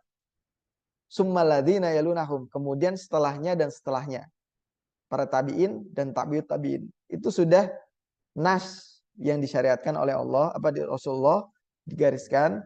Itu sudah tertutup peluang kita sebenarnya untuk menjadi the best generasi yang sudah dari sepanjang umat manusia itu hidup sampai dengan akhir kiamat tuh yang terbaik itu di masa Rasulullah dan para sahabat. Kemudian tabi'in dan tabi'ut tabi'in. Namun peluang itu tidak tertutup dengan mutlak. Gitu. Karena apa? Karena ada peluang di sini. Gitu. Di ayat yang tadi atau ayat 100. Ittiba kita, kalau kita mau benar-benar, ini nggak bisa dipisah-pisah ayat ini ya. Walaupun suratnya terpisah. Gitu. Artinya apa? Umar bin Khattab bilang, kuntum khaira ummah, yang dimaksud kuntum itu generasi kami. Generasi sahabat. Kalau mau didetailkan lagi, generasi asabiqunal awalun. Orang-orang yang pertama meluk Islam dan berjuang bersama Islam. Sampai nanti kapan-kapan, sampai wafat. Cuman kata Umar, nggak ditutup ini peluang ini. Kalian tidak secara otomatis, nggak otomatis nih kita nih umat Islam saat ini ya, gitu. Nggak otomatis menjadi khaira ummah. Karena itu fil madi. Tapi ada peluang. Selama kita wattabi'uhum bi ihsan, mengikuti apa yang mereka kerjakan dengan sebaik-baiknya. Jadi nggak ditutup kemungkinan itu. Tadi saya katakan generasi sahabat, ya, ada sahabat yang levelnya itu biasa-biasa saja, orang-orang Badawi yang ketemu Rasulullah sekali dua kali pulang, yang memeluk Islam karena memang pengen harta, ada itu. Dia ketemu Rasulullah, saya ini mau masuk Islam. Cuman apa yang saya dapat dari Islam? Kata Rasulullah apa? Itu lihat di lembah itu ada segerombolan gembalaan kambing. Itu buat kamu semua. Masuk Islam dia, itu sahabat dia itu. Wafat dalam keadaan Islam, disebut sahabat dia itu. Orang Baduy. Pulang dia ke kampungnya, "Woi, saya masuk Islam nih, dapat kambing. Ayo kamu semua masuk Islam." Itu. Kualitasnya sampai level itu aja. Ada yang datang lagi, "Ya Rasul, saya ini mau masuk surga, gimana caranya?" Ini orang Baduy. Kamu kerjakan ini, yang wajib-wajib aja, yang sunahnya nggak usah. Kata Rasul gitu. Ya baiklah Rasulullah, saya mau kerjain ini yang wajib, saya nggak mau ngerjain yang sunah-sunah. Tapi tolong jamin saya masuk surga. Kata Rasulullah, kalau kamu ngerjakan ini dengan sebaik-baiknya, kamu masuk surga. Udah levelnya itu aja. Yang sunah-sunah nggak dikerjakan. Di sahabat itu ada yang kayak gitu. Tapi nggak mungkin Rasulullah bilang ke Abu Bakar kayak gitu kan, nggak mungkin. Levelnya beda, levelnya. Nah, para tabi'in itu ada yang melebihi kualitasnya, melebihi mereka sahabat-sahabat yang badu-badu ini. Ada Hasan al-Basri, Said bin Musayyib, kemudian termasuk Umar bin Abdul Aziz. Itu kan levelnya lebih tinggi dari mereka ini, sahabat-sahabatnya. Namun secara generasi itu jauh, artinya berbeda. Terbaik adalah generasi as-sabiqun al-awwalun. Generasi sahabat terutama as-sabiqun al-awwalun. Setelahnya tabi'in, setelahnya tabi'ut-tabi'un. Kita bisa ngikutin mereka. Dengan syarat dan ketentuan berapa kata Umar. Tidak otomatis menjadi khairul ummah, tapi syarat ketentuan berlaku selama kita mau ittiba, mengikuti yang mereka kerjakan. Wattabauhum bisan. Jadi nggak tertutup kemungkinan. Cuman kalau mau levelnya generasi, terbaik adalah generasi Rasulullah, sahabat. Khairul ummahnya tuh di situ, kuntum. Nanti peluangnya ada di masa Salahuddin Al-Ayyubi misalnya. Di masa pembebasan misalnya Al-Fatih misalnya. Itu kan sebaik-baik pasukan dan sebaik-baik pemimpin kata Rasul kan gitu. Kan latuf tahunnal Konstantinia. Ya kan? Hadisnya kan itu. Fala ni'mal amiru amiroha. Fala ni'mal jaisul zalikal jais. Konstantinia akan dibebaskan. Sebaik apa Pemimpin ketika itu adalah sebaik-baiknya pemimpin dan pasukan ketika itu adalah sebaik-baiknya pasukan. Gitu. Artinya terbaik tuh mereka. Namun tadi levelnya itu jauh berbeda. Bisa jadi iya ikut ittiba. Kemudian nanti ada Yusuf bin Tasafin. Itu apa namanya? Di Andalus, ketika Andalus itu hancur masa Taif, itu muncul Yusuf bin Tasafin. Apa namanya, dari taklim 9 orang itu kemudian membuat daulah Murabitun. Ada di ceritanya nih di Al-Cina bukunya nih. Murabitun, tahu Murabitun? Belum. Masya Allah, ya. Itulah kelemahan kita. Itu istilahnya kalau Ustaz Asep bilang, disampaikan di bukunya apa namanya, model kebangkitan umat Islam, itu disebut generasi islah, generasi yang melakukan perbaikan. Itu ada di masa-masa setelahnya tuh ada. Jadi nggak menutup kemungkinan, nggak. Jadi nanti para sahabat ada, nanti Umar bin Abdul Aziz itu disepakati sebagai mujadid pertama, pembaru pertama. Itu islah dari yang tadinya dari Muawiyah turun ke Yazid, turun ke seterusnya. Udah kacau balau politik Islam ketika itu di Umayyah. Muncullah Umar bin Abdul Aziz memperbaiki sistem yang ada. Nanti rusak lagi sistemnya. Nanti muncul lagi yang lain, perbaikan-perbaikan. Termasuk tadi Salahuddin, termasuk Yusuf bin Tasyafin, termasuk Muhammad Al-Fatih. Mungkin di Indonesia juga ada gitu. Misalnya Muhammad Natsir misalnya. Gitu. Ada tokoh-tokoh yang mau melakukan perbaikan. Buya Hamka misalnya. Ada. Kita bisa sampai sana levelnya. Tapi apa ya? Syaratnya adalah buat tabauhum bi ihsan ila yaumiddin. Alladzina tabauhum, alladzina tabauhum, orang-orang yang mengikuti apa-apa yang mereka lakukan dengan ihsan, dengan cara yang baik. Syaratnya satu, belajar sirah. Ini yang sebenarnya ya Insya Allah ya kelemahan kita ya. Saya katakan makanya orang kalau belajar, ya ini bukan membanding-bandingkan. Belajar fikih rame, belajar Quran rame, ya bagus. Fikih itu kan hubungannya sama syarat diterima atau tidaknya ibadah kita. Al-Quran juga seperti itu. Wajib kita baca dengan baik, dengan sesuai dengan apa yang dilafalkan oleh Rasulullah. Dengan qiraah sab'ah dan seterusnya. Itu baik gitu. Namun sirah juga bukan urusannya diterima atau tidak ibadah kita. Jatuh atau bangkitnya peradaban kita. Itu lebih elegan. Memang nggak kelihatan produknya, cuman pemikirannya perlu dipertimbangkan. Gitu. Ahlan, padahal yang lain, kalau ada lagi. Atau mau di ini kurang puas.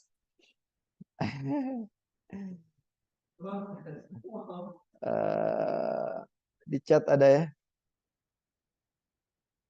Oh, belum ada Pujo.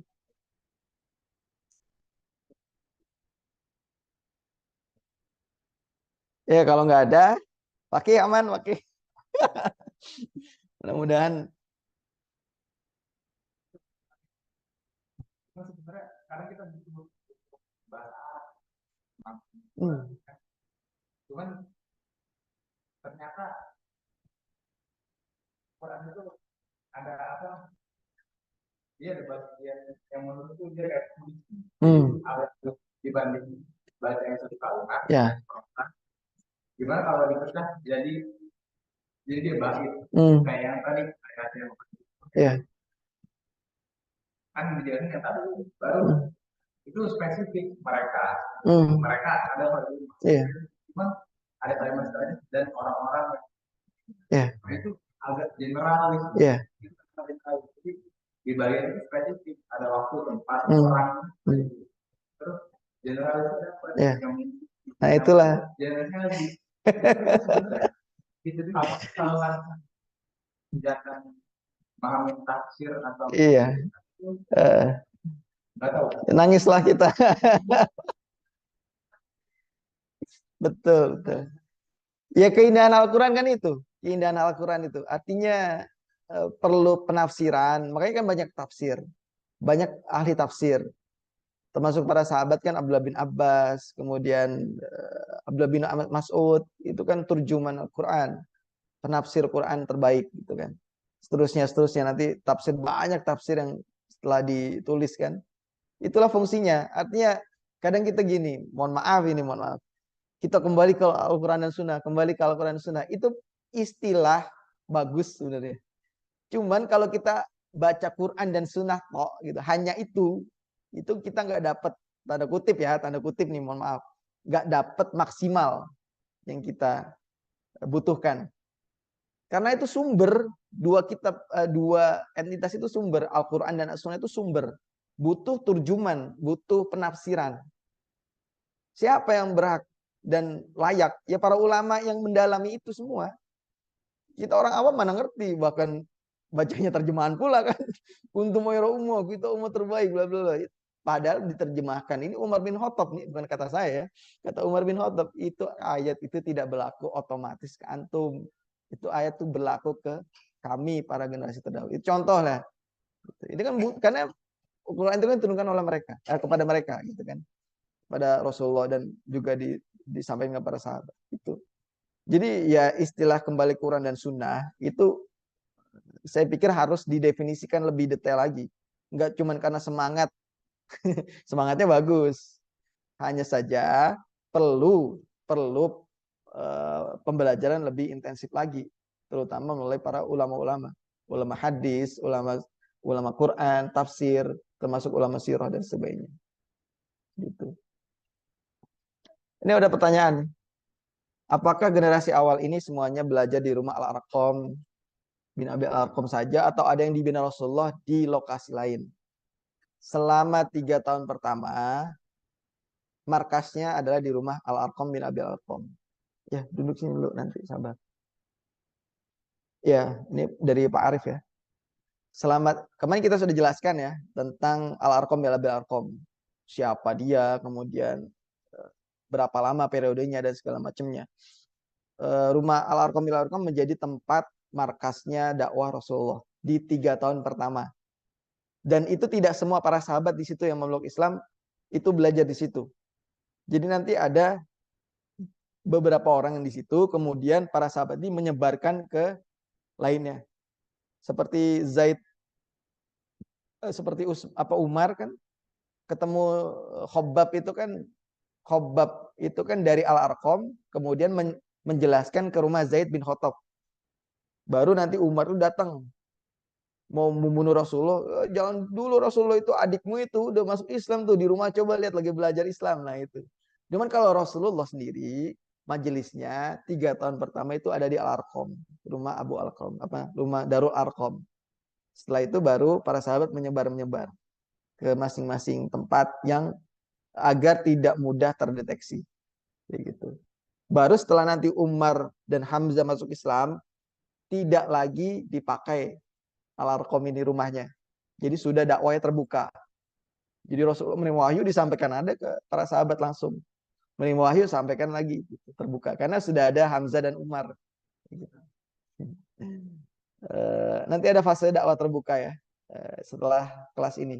Jadi mulai Oktober nanti saya akan buat jadwalnya setiap Sabtu itu tema-temanya. Kayak kemarin lah, tanggal pekan pertama apa, pekan kedua apa, tema-tema dakwanya.